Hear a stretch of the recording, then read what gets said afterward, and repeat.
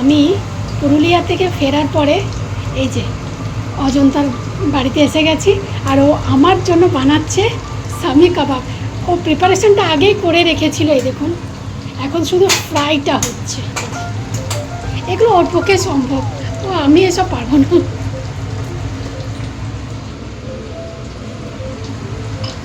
মানে আজকে না আমার এই সামি কাবাবটা দেখে, মানে এখনও খাইনি, টেস্ট বলতে পারবো না, টেস্টটা পরে বলবো। এটা দেখে মনে হচ্ছে আমি কলকাতাতে করিমসে একদিন খেয়েছিলাম, দেখতে একদম ওই রকমই হয়েছিল। আর এর রান্না অসম্ভব সুন্দর, অসম্ভব সুন্দর রান্না করে। অজন্তা একটু বল প্রিপারেশনটা।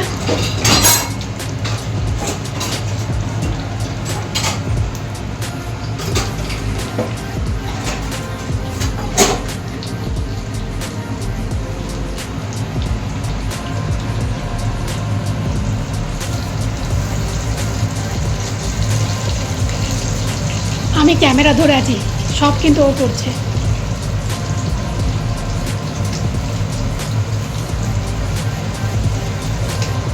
বোনলেস চিকেন, ছোলার ডাল ভিজিয়ে রেখেছিলাম, তার সঙ্গে ভেজানো ছোলার ডাল, বোনলেস চিকেন, গরম পেঁয়াজ, আদা, রসুন, শুকনো লঙ্কা, নুন সব দিয়ে প্রেসার কুকারে সেদ্ধ করেছি।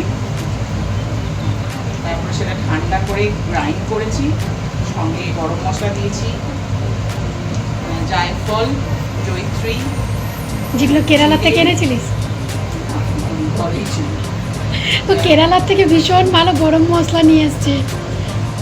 জায়ফল, জয়িত্রী, গোলমরিচ, কাবাব চিনি, এলাচ, দারচিনি, এগুলো খুব তেজপাতা ড্রাই রোস্ট করে গুঁড়ো করে এর মধ্যে মিশিয়েছি, সঙ্গে ধনেপাতা আর পুদিনা পাতা, সবগুলোকে মিক্স করে ফ্রিজে কিছুক্ষণ রেখেছিলাম।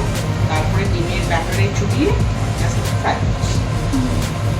আর এটা কি? এটা হচ্ছে মাটন কাবাব। ওয়াও এইটা ইয়েতে মাইক্রোওয়েভে। ওয়াও, আর সাংঘাতিক ব্যাপার আজকে।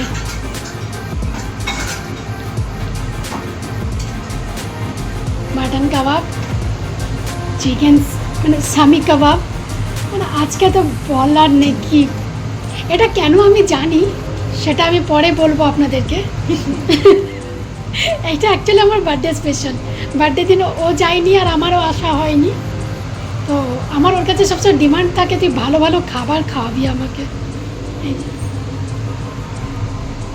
ওর কিচেনটা দেখুন, খুব সুন্দর করে মানে অর্গানাইজড করা।